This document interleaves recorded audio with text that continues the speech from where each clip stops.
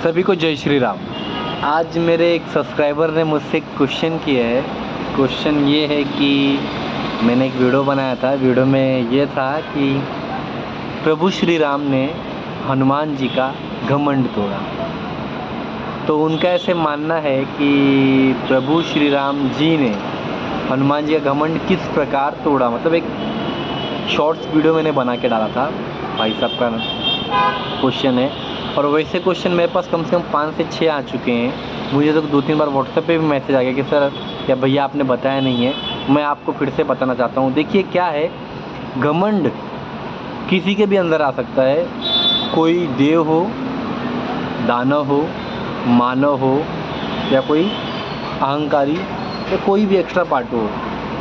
तो उसमें कैसा है वो मेरा वर्डिंग जो है भाई साहब ने गलत समझा या फिर हो सकता है मेरे से बोलने में भी कोई गलती हो सकती है। ऐसा नहीं कि मैं भी सब स्वयं सक्ष बोलता हूँ।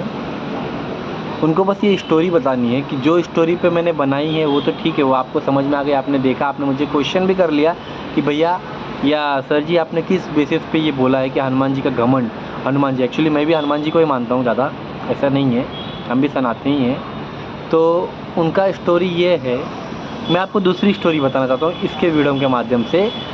प्रभु श्री राम के लक्ष्मण जी को जब शक्ति लगी थी मेघनाथ के द्वारा, तब उन्होंने कहा था कि जब तक सूर्य उगे उसके पहले द्रोणागिरी जाकर उन्हें संजीवनी बूटी लाकर देनी है। सबने देखिए, सबने पढ़ी भी होगी, सबने ये सीरियल्स में भी देखा है कि हनुमान जी ही एक सक्षम थे जो जाके आ सकते थे।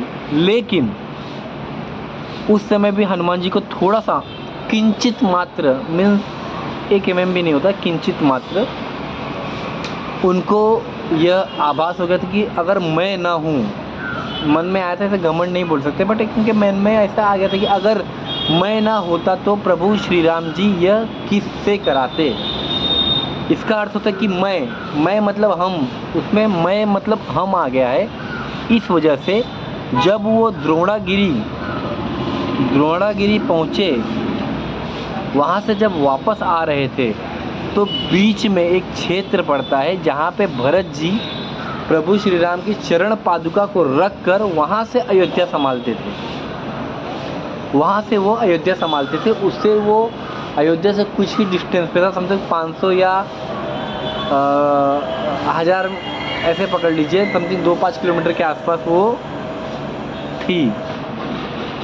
यहाँ पे प्रभु श्री राम के अनुज भरत जी चरण पादुका के साथ उनका राज्य संभाल रहे थे। एक बतौर यह राजा ना हो, उसके बाद वो एक प्रजा के हिसाब से वो अपना राज्य संभाल रहे थे।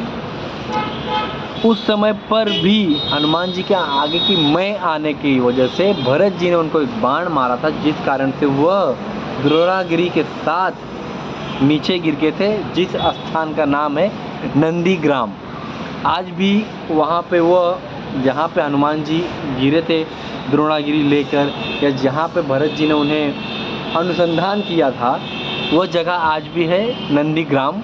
अयोध्या से कुछ ही डिस्टेंस पे है। अगर आप कभी यूपी जाएंगे तो आप फैजाबाद की तरफ जाएंगे तो देख लेना, नंदीग्राम नामक जगह है। वह काल्पनिक नहीं है, वो एक्चुअल में है। तो वहाँ पर भी उन्होंने मारा था। उसके बाद जब वो गिरे तो राम राम करते गिरे, तो भरत जी को ये हो गया था कि मैंने शायद गलती कर दी। उन्होंने उसे राक्षस समझ के, हनुमान जी को प्रभु श्री राम के भक्त, प्रिय भक्त को राक्षस समझकर उन्होंने बाण मार दिया था, जिसके कारण से वह गिर पड़े थे। गिरने के बाद जब उनको मूर्छा शांत हुई तब उन्होंने बताया, पूरा प्रकरण बताया कि इस कारण से मैं यहाँ पर आया हूँ संजीवनी लेने के लिए। संजीवनी का मुझे ज्ञात नहीं कि किस प्रकार है या किस प्रकार दिखती है, इसलिए मैं पूरी ये द्रोणागिरी पर्वत ही लेके चले जा रहा हूँ।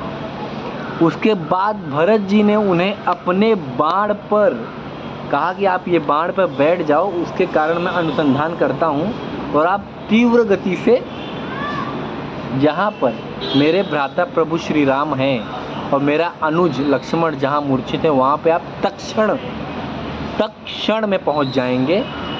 जिसके कारण उन्होंने बाण पर उन्होंने कहा कि नहीं, मैं इतना सक्षम हूँ कि मैं जा सकता हूँ। लेकिन भरत जी ने कहा कि आप मेरी बात मानिए, मेरी एक रिक्वेस्ट, एक मेरी विनती मान लीजिए, आप इस पे बैठिए, कारण कि मेरे वजह से आपका इतना समय जो नष्ट हुआ है वो आपका समय मैं बचा दूंगा। उस पर भरत जी ने उनकी बाण शैया पर बैठकर हनुमान जी रामेश्वरम, लास्ट में रामेश्वरम पहुँचे थे, जहाँ पर वो मूर्छित हुए, जहाँ पे वो आज भी है। तो कहने का कारण ये है कि मैंने हनुमान जी को घमंडी नहीं कहा है, मैंने बस ये बताया है कि अहम किसी के अंदर भी आ सकता है। जैसे मान लीजिए आज आप 1 लाख की जॉब कर रहे हैं, 2 लाख की जॉब कर रहे हैं, 10 लाख की जॉब कर रहे हैं, अगर आपकी सक्षम अनुसार आप जिसमें समर्थ हैं उससे अधिक आपको व्यापार मिल रहा है, धनराशि मिल रही है, तो आपके अंदर भी थोड़ा सा अहंकार आ सकता है। मेरे अंदर भी आ सकता है, किसी और के अंदर भी आ सकता है। तो कहने का कारण ये था कि अहम मिटाने के लिए प्रभु श्री राम ने हनुमान जी का ये किया।